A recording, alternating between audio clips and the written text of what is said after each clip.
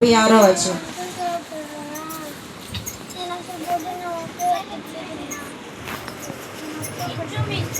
ఇంచుమించు 3 గంటలప్పుడు యేసు ఏలి ఏలి లామా సబక్తాని దగ్గరగా కేక వేసింది. ఆ మాటకు నా దేవా నా దేవా నన్నెందుకు చేయి విడిచితివని అర్థం. చాలు.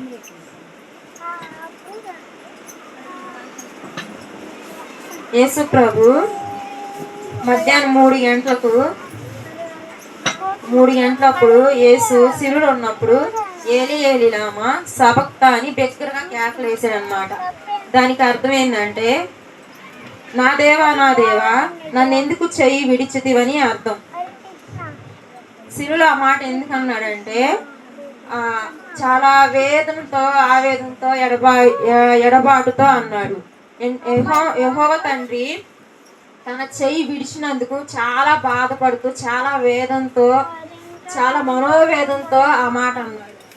పేతురు యేసు ప్రభు తనతో ఉండి కూడా తన కొరకు ప్రాణం పెడతానన్నప్పుడు బాధపడలేదు. మళ్ళీ ఇశ్రాయేలు 30 నాణేలకు అమ్ముడుపోయి అప్పుడు మోసం చేసినందుకు బాధపడలేదు.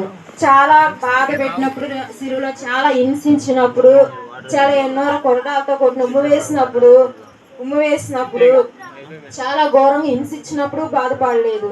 ఎందుకు వచ్చిందంటే ఆ తండ్రి యెహోవా తండ్రి తన చెయ్యి విడిచినప్పుడు తనకి ఎంతో బాధ వేసింది. తనంతో వేదన పడ్డాడు.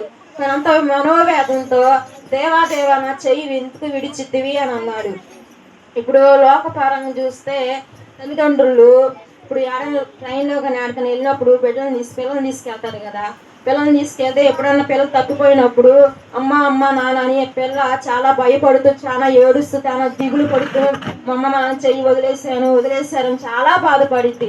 అలాగే సిలువలో అంత వేదంతో కూడా తండ్రి నా చెయ్యి ఎందుకు పట్టుకోలేదు, నా చెయ్యి విడిచిపెట్టాడు దేవుడు అని ఎంతో మనోవేదంతో ఇప్పుడు దాకా ఏం పలకలా, ఎంతో సైలెంట్గా ఉన్నాడు. ఎంతో మనోవేదన వచ్చినప్పటికీ ఎంతో ఓర్పుతో ఎంతో ఉన్నాడు, ఎంతో అనుభవించాడు మన కోసం. అప్పుడు అనుభవించాడు. చెయ్యి విడిచేసరికి ఎంతో బాధపడ్డాడు. ఇంకోటి ఇదే కీర్తనలో కూడా ఉంది. దేవా నా చెయ్యి విడిచితివని కీర్తనలో గ్రంథం కూడా రాశాడు. యోహాను సువార్త 8వ అధ్యాయం 29వ వచనం.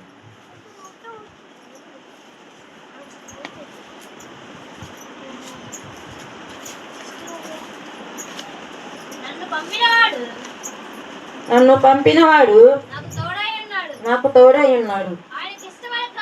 ఆయనకి ఇష్టమైన కార్యము నేను ఎల్లప్పుడూ చేయదు కనుక ఒంటరిగా విడిచిపెట్టలేదని చెప్పాను. యేసు ప్రభు ఈ లోకానికి ఎందుకు వచ్చాడంటే తన తండ్రి చిత్తం ప్రకారం చేయడానికి ముందుగానే తెలుసు ఇలా శ్రమలు వస్తాయి, ఇలా జరిగిద్దని తెలిసే ఈ లోకానికి మన కొరకు వచ్చాడు. మన పాపాల కొరకు, మనం చేసిన పాపాల కొరకు దేవుడి సిలువలో సిలువెక్కాడు. యెషయా గ్రంథం 53వ అధ్యాయం 6వ వచనం.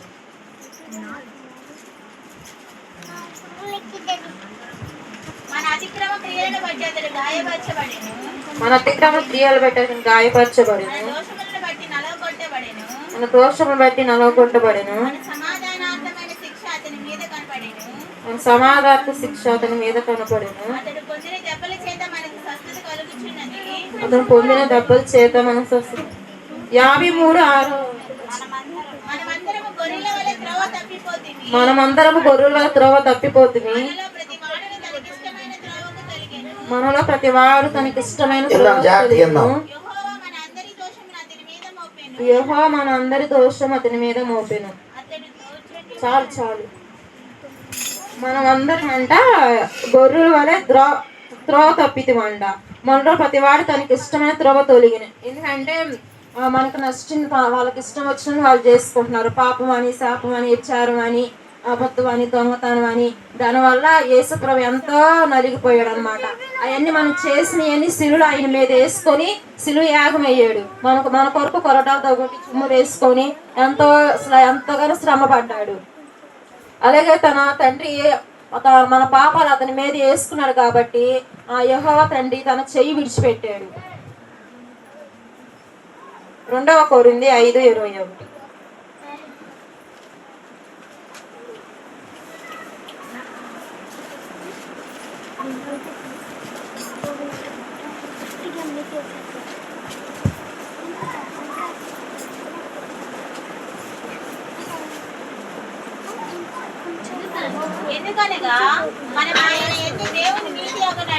ఎందుకనగా మనం ఎందు దేవుని నీతి అగునట్లు పాపమెరుగని ఆయనను పాపముగా చేశాను. దేవుడు ఏ పాపం లేని పరిశుద్ధమైన దేవుడు, ఏ మచ్చ లేని పావనమూర్తి, అసలు ఏమి అంటని మంచి దేవుడు, గొప్ప దేవుడు. ఆయన మనం చేసిన పాపము అతని మీదేసుకొని మన పాపాలు అతని మీదేసరికి దేవుడు తన చెయ్యి విడిచిపెట్టాడు. నా దేవుడు కూడా చెయ్యి విడిచిపెట్టాడు. దేవాదేవ నా చెయ్యి ఎందుకు విడిచితమని ఆ సమయంలో ఎంతో వేదన పడ్డాడు. ఇవన్నీ చేసినాక నోరు ఎత్తలా, నోరు మాట్లాడాల. ఎప్పుడైతే నా చెయ్యి ఎందుకు విడిచిపెట్టావు దేవా అని చెప్పి ఆ శిలువలో ఎంతో మనోవేదన, ఎంతో బాధపడ్డాడు. మనం పరిశుద్ధంగా ఉండాలని, ఆయన చిత్తం నెరవేర్చాలని, ఆయన కొరకు మనం నమ్మకంగా ఉండాలని, పరిశుద్ధంగా జీవించాలని, ఏ పాపం చేయకుండా ఆయనలా నీతిగా జీవించాలని ఆయన కోరుకుంటున్నాడు.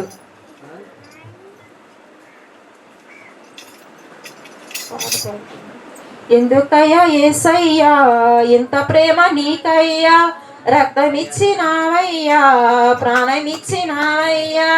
ఎందుకయ్యా యేసయ్యా ఇంత ప్రేమ నీకయ్యా, రక్తమిచ్చినావయ్యా, ప్రాణమిచ్చినావయ్యా. జాలిగా నన్ను చూసినావయ్యా, జాలిగా నన్ను చూసినావయ్యా. నా ప్రాణనాథుడా, నా ప్రాణేశ్వరుడా, నా ప్రాణములో ప్రాణమై ఉన్న నాథుడా, నా ప్రాణనాథుడా, నా ప్రాణేశ్వరుడా, నా ప్రాణములో ప్రాణమై ఉన్న నాథుడా.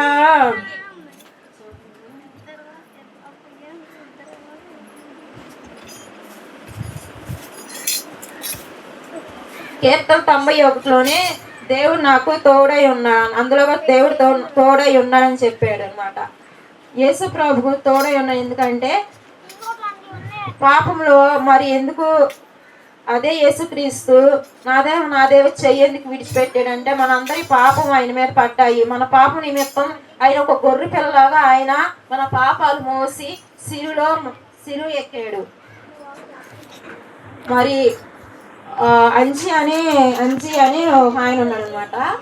ఆయనకి ఒక భార్యాభర్తలు ఉన్నారు. వాళ్ళకి పాప ఒక బాబు.